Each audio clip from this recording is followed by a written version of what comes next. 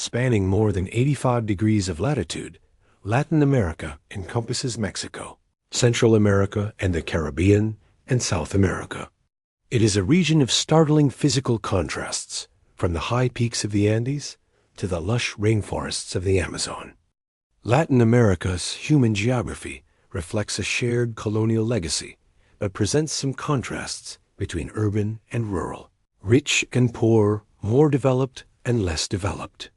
Latin America is a region where cultures have collided. Native cultures are blended with those of Europeans. Christopher Columbus's voyage to the Americas began a dramatic process of interchange of peoples, animals, plants, cultures, ideas, and diseases between the Eastern and Western hemispheres. This exchange had both positive and negative consequences. The Columbian Exchange, also known as the Grand Exchange, profoundly altered the course of human development across the globe. New foods were exchanged between Europe and the Americas as a major part of the Columbian Exchange. Europeans introduced new food, plants, and domesticated animals to the Americas in an attempt to Europeanize the region. The plants involved in the exchange altered the economies of peoples in the Americas, Europe, and other continents, leaving a lasting imprint on all. Europeans introduced livestock such as cattle, pigs, and sheep, as well as grains such as wheat. Sugarcane, coffee, and citrus fruits from Asia were also brought by the Europeans. Yams, bananas, and rice were brought from Africa to the Americas. Europeans also took food crops native to the Americas back across the Atlantic Ocean. Europeans discovered a variety of valuable Native American crops, including beans, squash, sunflowers, tomatoes, sweet potatoes, avocados, and cacao. But potatoes and corn were most important. The unintentional transmission of infectious diseases had serious and long-lasting effects on the peoples and cultures on both sides of the Atlantic Ocean.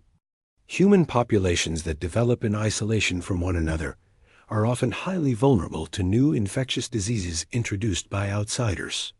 Lack of antibodies to the new diseases and lack of access to medicine can result in widespread illness and death. Smallpox, malaria, typhus, cholera, and a host of other diseases were introduced to the Americas by the Europeans. The native populations had no experience with these diseases and therefore had no resistance to them. As a result, native populations were decimated. Although it is difficult to determine the full extent of the population loss, estimates suggest that 80 to 95% of the indigenous peoples may have died in the first 100 to 150 years following the arrival of the Europeans in 1492. Today, the faces, clothing, and customs of many Latin Americans reveal their mixed heritage. Indigenous cultures continue to thrive in the Andean highlands of Latin America. Members of the native Quechua ethnic group, for example, make up some 30% of Bolivia's population. Quechua is one of the official languages of both Bolivia and neighboring Peru.